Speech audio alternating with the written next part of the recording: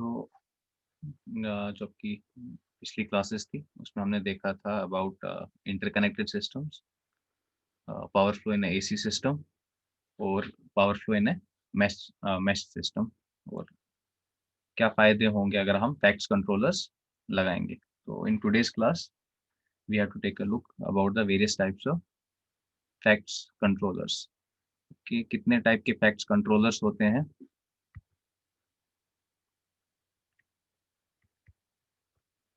Facts controllers,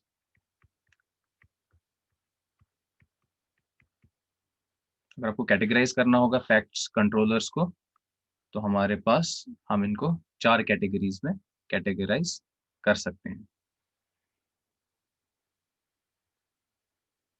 जो सबसे पहले टाइप के फैक्ट्स कंट्रोलर होते हैं, they can be classified as series controllers. जब आप फैक्ट्स कंट्रोलर्स को in series with the line connect करोगे, तो उन कंट्रोलर्स को हम बोलेंगे सीरीज कंट्रोलर्स। सिमिलरली अगर आप कंट्रोलर्स को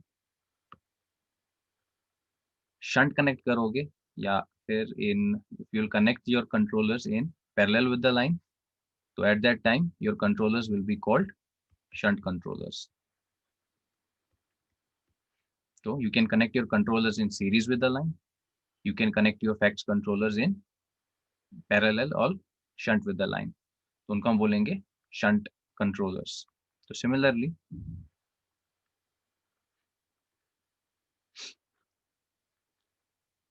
कुछ कंट्रोलर्स होंगे जहां पर हम combined series controllers,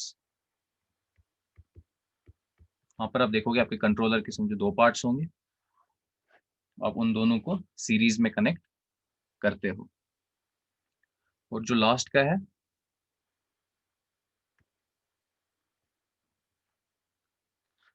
आपके पास यहाँ सीरीज कंट्रोलर्स हैं, शंट कंट्रोलर्स हैं, तो यहीं से हम क्या बनाते हैं, कंबाइंड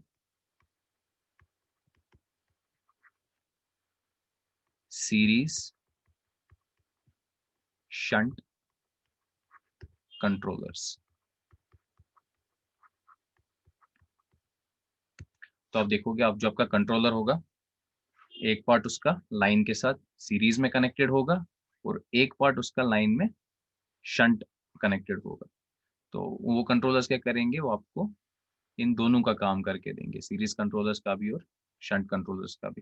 बट ऑब्वियसली आपको ये चीज समझ आ जानी चाहिए कि ये बहुत कॉस्टली होंगे। तो सबसे पहले हम डिस्कस करते हैं about series facts controllers. Series facts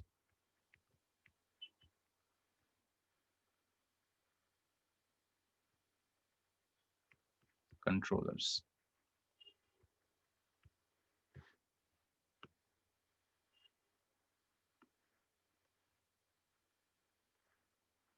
तो ये आपके पास आपकी लाइन है,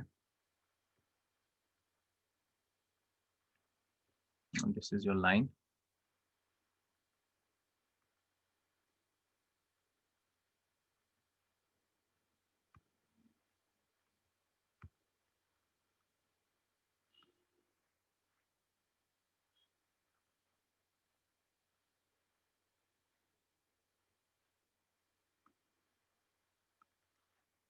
तो आप क्या करते हो, इन फैक्ट्स कंट्रोलर्स को इसी लाइन के साथ सीरीज में कनेक्ट कर देते हो। तो ये मैंने एक फैक्ट्स कंट्रोलर लिया और इस लाइन के साथ सीरीज में कनेक्ट कर दिया।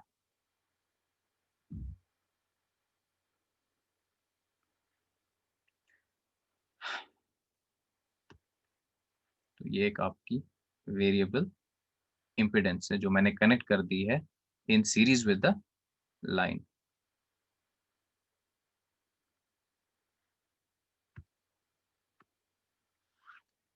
तो हमने क्या किया, हमारे पास हमारी सिंपल सी ये लाइन थी, इस लाइन की कुछ ना कुछ इम्पिडेंस होगी, तो हमने क्या किया, एक फैक्ट्स कंट्रोलर कनेक्ट कर दिया इन सीरीज विद द लाइन। और अब हम क्या कर सकते हैं, बाय वेरिंग दिस इम्पिडेंस हम इस लाइन की इम्पिडेंस वेरी कर सकते हैं, and by varying the impedance of the line we can control the power flow through the line. तो देखो ये आपका यहाँ पर सीरीज में इस लाइन के साथ आपका ये फैक्ट्स कंट्रोलर है, इसके अक्रॉस कुछ ना कुछ वोल्टेज होगी। तो इस कंट्रोलर के अक्रॉस कुछ ना कुछ एक वोल्टेज होगी।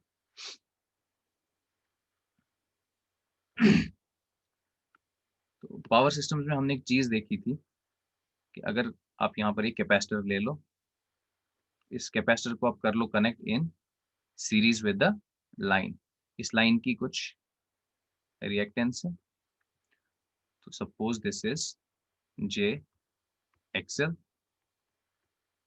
And this is j XC. तो लाइन की इम्पिडेंस हमारी क्या होती थी, your Z equivalent, this becomes j XL minus XC. ठीक है। अब देखिए इंडक्टर जो होता है आपका, इंडक्टर में क्या होता है, जो करंट होती है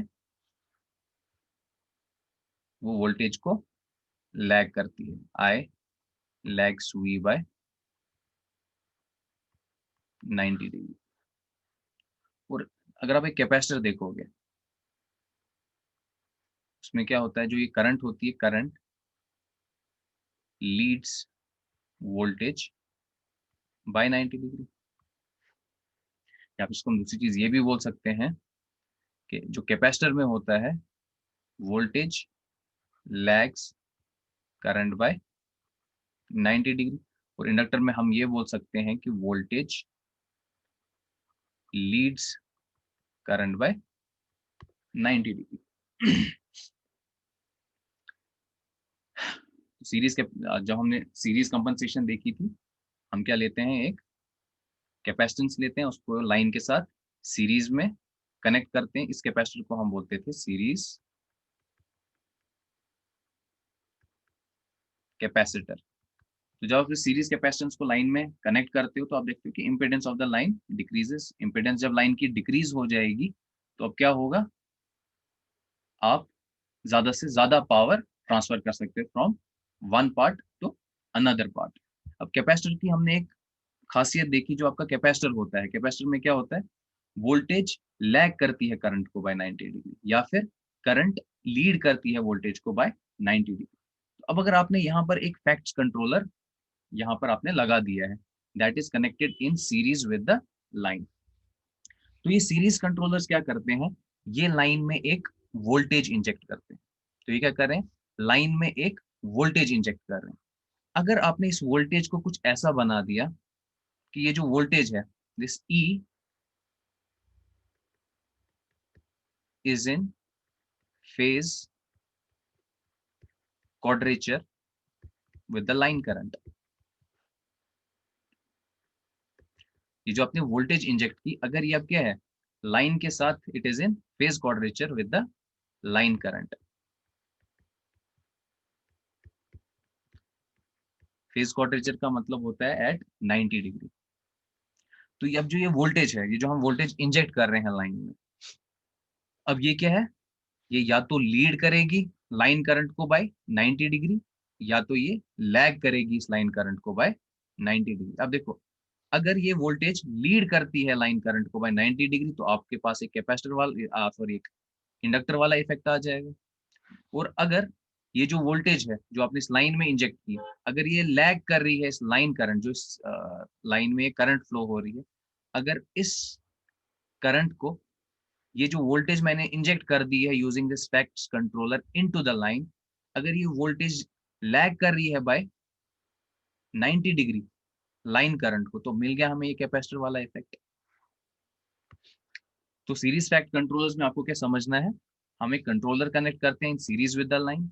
ये जो फैक्ट कंट्रोलर होता है, ये एक वोल्टेज इंजेक्ट करता है लाइन में, ये जो वोल्टेज होती है इससे हम कंट्रोल कर सकते हैं।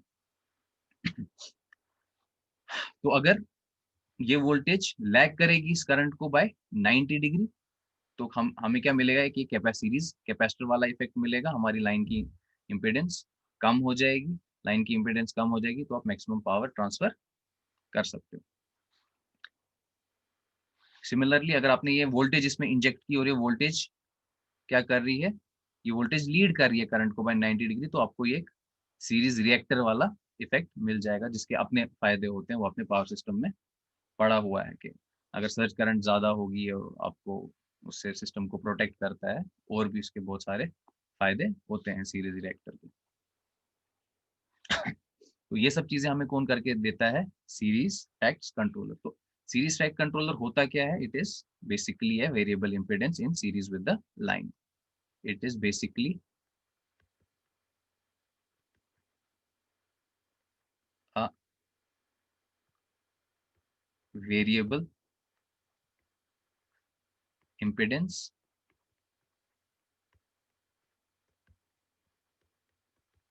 in series with the line. और जो वोल्टेज हम इंजेक्ट कर रहे हैं, this voltage is in phase quadrature with the line current. तो इसका सबसे पहला टाइप आता है of FACTS controllers, series facts controllers. तो फर्स्ट टाइप इज, जो सबसे पहला टाइप आपको पढ़ना है, that is static series synchronous compensator.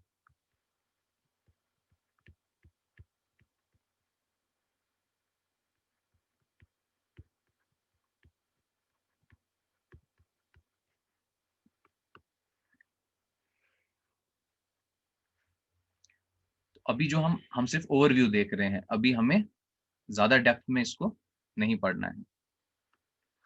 तो अभी हमें क्या करना है, सिर्फ बेसिक आइडियाज लेने हैं कि कौन सी चीज कैसे चल रही है।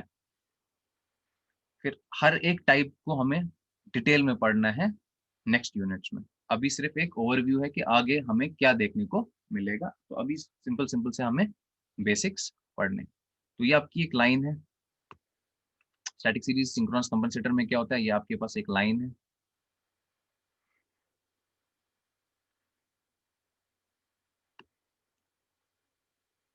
यहाँ पर एक हम ट्रांसफार्मर लगाते हैं,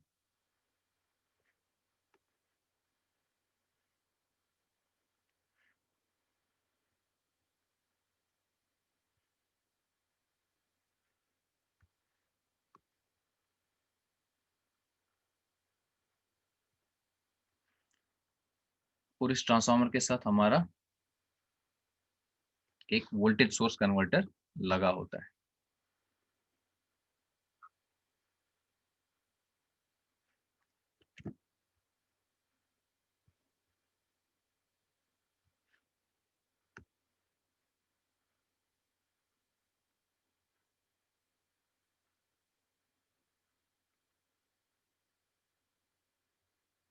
तो पावर इलेक्ट्रॉनिक्स में हमने देखा है कि वोल्टेज सोर्स कन्वर्टर कैसे काम करता है। तो यहाँ पर आपको एक डीसी वोल्टेज मिलेगी, यहाँ बीच में आपके वो एक वोल्टेज सोर्स कन्वर्टर्स लगे होंगे।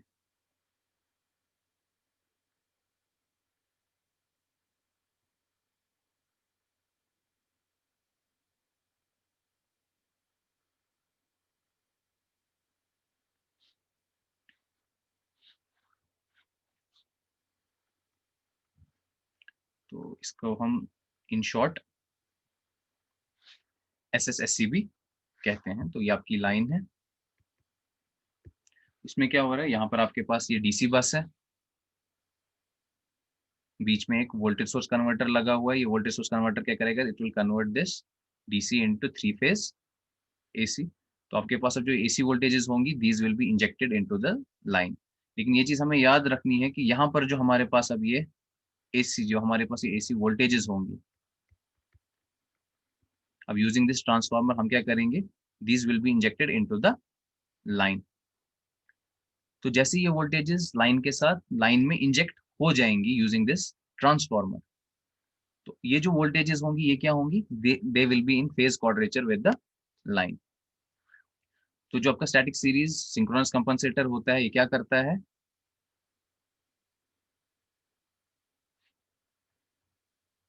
It pumps series voltage into the line और जो ये सीरीज वोल्टेज होती है, it is in quadrature with the line, and हम इसको कंट्रोल कर सकते हैं independently of the line current for the purpose of increasing और decreasing the overall reactive voltage drop across the line.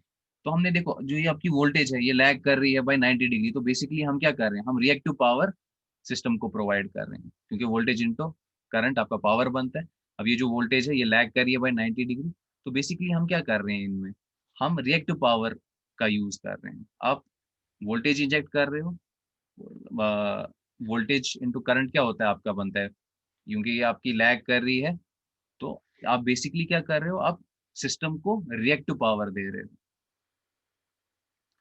तो इट पंप्स, जो आपका स्टैटिक एसएसएससी होता है, it pumps series voltage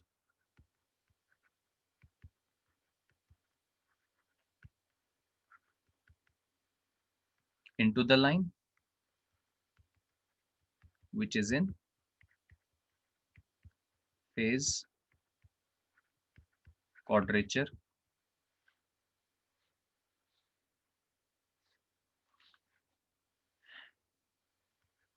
and controllable independently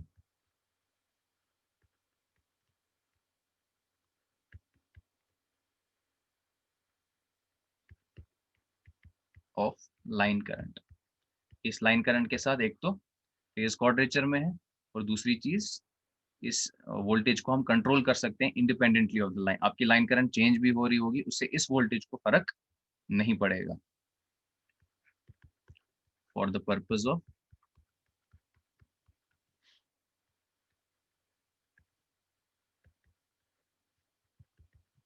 increasing और decreasing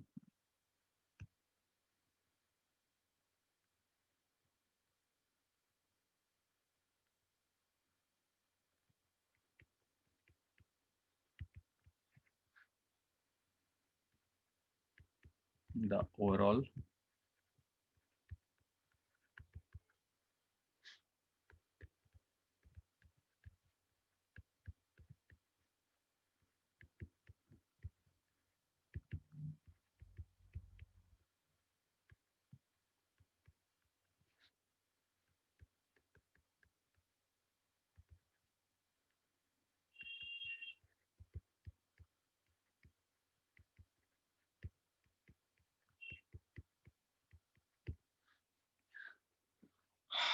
तो ऐसे आप जब सीरीज वोल्टेज लाइन में पंप करोगे तो बेसिकली आप क्या कर रहे हो, रिएक्टिव पावर दे रहे हो सिस्टम को। तो रिएक्टिव पावर दे के आप क्या कर रहे हो, आप कंट्रोल कर रहे हो द ट्रांसमिटेड पावर। आप लाइन की इम्पीडेंस चेंज करो, इम्पीडेंस चेंज कर रहे हो तो आपको एक कंट्रोल मिल जाता है, और आप पावर फ्लो जो लाइन में हो रहा होगा उसको आप उस पर कंट्रोल पा लेते हो। इस एसएससी में ही हमारे पास होता है SSC with storage.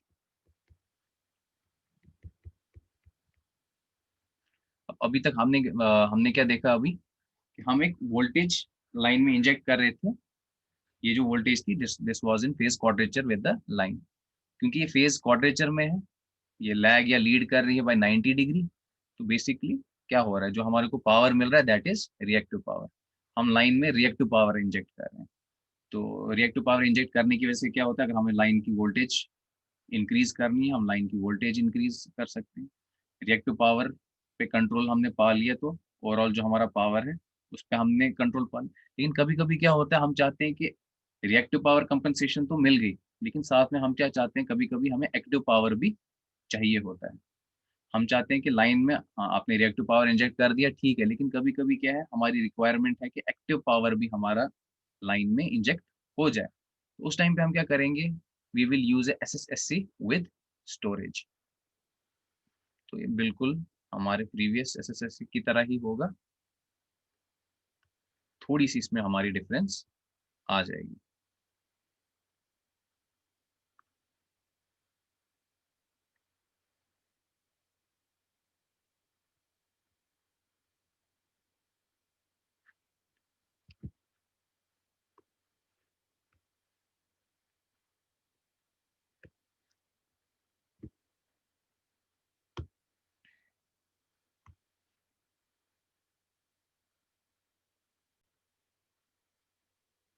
SSC with storage में क्या होगा, देखो ये बिल्कुल आपका पिछला SSC था, तो ये जो पिछला आपके पास SSC था, इसमें कहीं कहीं पर भी आपके पास आप स्टोर नहीं कर सकते हो, जो आपका पावर है आप उसको स्टोर नहीं कर सकते हो। तो स्टोरिंग के लिए आप क्या करते हो, आप यहाँ पर एक आपका इंटरफेस आ जाएगा,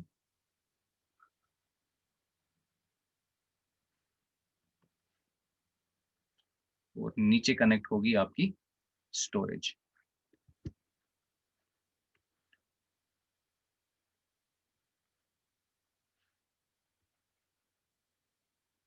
यहाँ है आपका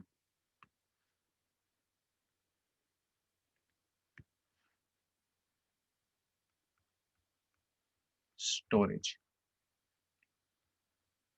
इधर पे है आपके पास इंटरफेस। ये जो इंटरफेस होता है क्या करता है, इट कंट्रोल्स जो भी आपकी एनर्जी है दैट विल गो इन और आउट ऑफ द सिस्टम, ये इंटरफेस उसको कंट्रोल करता है। इट कंट्रोल्स द एनर्जी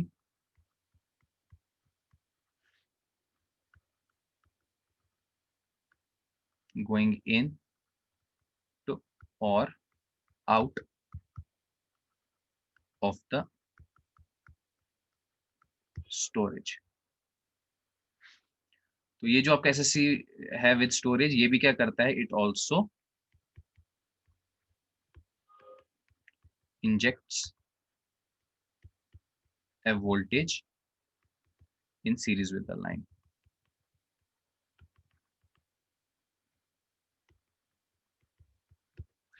ये भी वही काम करता है आपका, ये भी एक वोल्टेज इंजेक्ट करता है इन सीरीज विद द लाइन।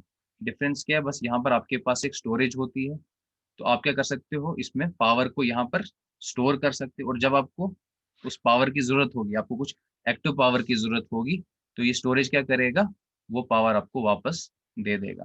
तो जब भी हमारे पास हमें पावर की जरूरत होगी, लोड को पावर चाहिए, सोर्स दे नहीं सकता है, तो वो पावर हम कहाँ से ले सकते हैं, स्टोरेज में से।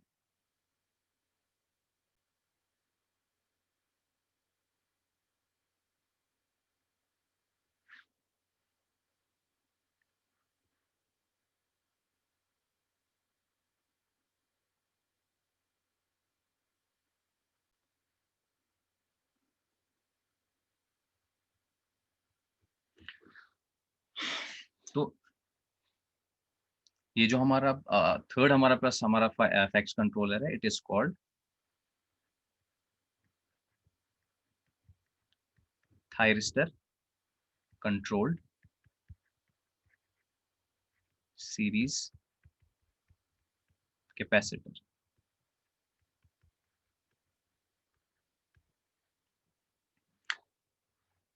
थायरिस्टर कंट्रोल्ड सीरीज कैपेसिटर में क्या होता है, आपके पास एक नॉर्मल सा जो आपने पावर सिस्टम में पढ़ा हुआ है, एक कैपेसिटर बैंक होगा आपके पास, ये कैपेसिटर बैंक है। बैंक का मतलब बहुत सारे कैपेसिटर्स, ये आपके पास एक कैपेसिटर बैंक है।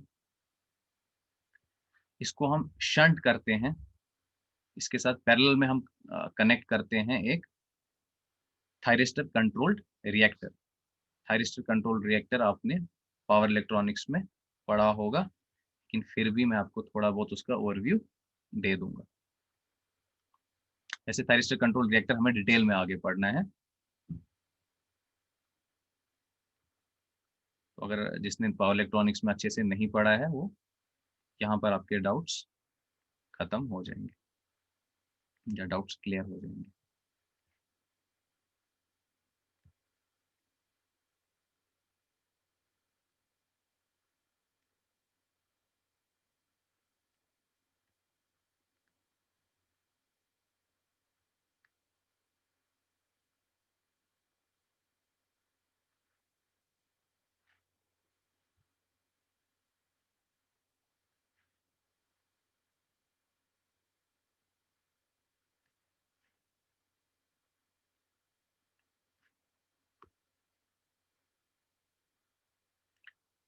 तो हमने क्या किया है, ये आपका एक कैपेसिटर है, इसको हमने शंट कर दिया है, यहाँ पर आपके ये थायरिस्टर्स लगे हुए हैं और एक इंडक्टेंस या इंडक्टर एक लगा हुआ है यहाँ पे।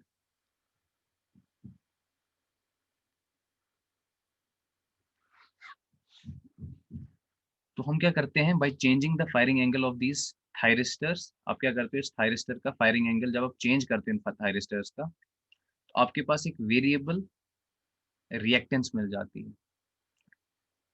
तो आपके पास एक रिएक्टेंस है जो पैरेलल में कनेक्टेड है विद ए कैपेसिटर। तो बेसिकली क्या है आपके पास, ये this XL, this is in parallel with एक्ससी। तो जब आप इसको सॉल्व करोगे आपके पास एक इम्पिडेंस आएगी, एक इक्विवेलेंट इम्पिडेंस आएगी। अब ये जो आपका एक्सएल है ये आप वेरी कर सकते हो। तो जब आप एक्सएल को वेरी कर सकते हो, इसका मतलब ये है कि आप पूरी इम्पिडेंस को वेरी कर सकते हो। अगर आप इम्पिडेंस को वेरी कर सकते हो तो अब आप क्या कर सकते हो, आपके पास पावर फ्लो पे कंट्रोल मिल गया, क्योंकि जो हमारा पावर ट्रांसफर था वो किसके बराबर था, V S V R upon X equivalent divide into sine of delta. तो by changing the impedance you can control the power flow. तो ये जो आपका डिवाइस है ये क्या होगा, this will be connected in series with the line. By changing the value of these thyristors you can control the value of this reactance, and by changing the value of this reactance you can control the whole impedance. तो जो आपका ये TCSC होता है इसको हम बोलते हैं TCSC, thyristor controlled series capacitor. अब देखो अगर आप एक नॉर्मल सा कैपेसिटर बैंक लोगे, जो नॉर्मल आपके कैपेसिटर बैंक्स होते हैं उनमें क्या प्रॉब्लम होती है, समझो आपने एक कैपेसिटर बैंक को ऑन किया तो आपको मिल जाएगी reactive power compensation of 5 MVAR। आपने दूसरा कैपेसिटर बैंक, अब आपने दो कैपेसिटर बैंक्स ऑन कर लिए, अब आपको रिएक्टिव पावर कंपनसेशन मिल रही है ऑफ 10 MVAR। तीन आपने ऑन कर लिए, 15 MVAR। ठीक है, अब क्या है, मुझे कंपनसेशन चाहिए, जो मुझे मेरी रिक्वायरमेंट है, माय रिक्वायरमेंट इज 7.5 MVAR। तो 7.5 MVAR के लिए आपको क्या करना पड़ रहा है, आप एक कैपेसिटर बैंक ऑन करते हो तो आपको 5 MVAR मिलता है, दो ऑन करते हो तो 10 MVAR मिलता है। लेकिन मुझे सिर्फ 7.5 चाहिए थी, 2.5 आप मुझे फजूल का दे रहे हो, मुझे वो चाहिए ही नहीं। लेकिन क्योंकि आपके जो कैपेसिटर बैंक्स होते हैं उसमें हमारे पास, हमें स्टेप्स में पावर, ये जो रिएक्टिव पावर कंपनसेशन होती है वो स्टेप वाइज मिलती है। तो आपको 5 मिलेगा, फिर 10 मिलेगा, 15 मिलेगा। हम क्या चाहते थे, हम चाहते हैं एक स्मूथ कंट्रोल। जैसे आपके पास घर में ट्रांसफार्मर होता है, जब आप स्टेप्स बढ़ाते हो, तो जब आप स्टेप्स बढ़ाते हो आपको वोल्टेज मिलती है, समझो आपको मिलेगी 150, 180, 210।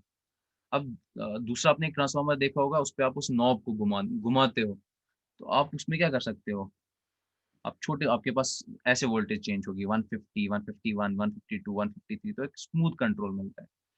तो ये जब हम ऐसा एक सिस्टम यूज करते हैं TCSC, जिसमें क्या कैपेसिटर बैंक के साथ आपने पैरेलल में एक TCR, इसको हम बोलेंगे थायरिस्टर, ये जो इतना सा हिस्सा है जिसको मैंने डॉटेड दिखाया है, ये वाला, इसको हम बोलते हैं TCR या फिर thyristor controlled reactor, thyristor controlled reactor बोलते हैं हम इसको। तो इसकी मदद से हम क्या कर सकते हैं, अब हमारे पास एक एक स्मूथ कंट्रोल हमें मिल जाता है। अगर मुझे 7.5 MVAR चाहिए, मैं फायरिंग एंगल को अकॉर्डिंगली एडजस्ट करूंगा, मैं एक ऐसा वैल्यू ऑफ इम्पिडेंस ले आऊंगा कि मुझे ये 7.5 MVAR की कंपनसेशन मिल जाएगी, जो कि आपके नॉर्मल, अगर आप सिंपल से एक कैपेसिटर लगाते, एक सिंपल कैपेसिटर बैंक का यूज करते, वो आपको नहीं मिल सकती थी। उसको हम बोलेंगे TCSC। तो TCSC क्या होता है, a capacitive reactance, capacitive reactance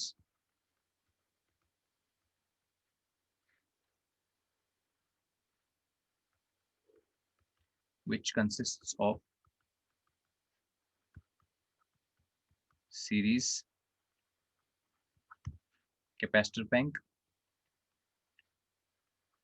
shunted by a thyristor controlled reactor in order to provide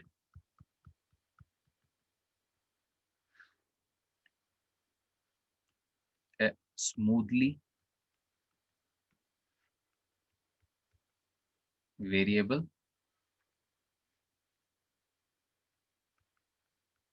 series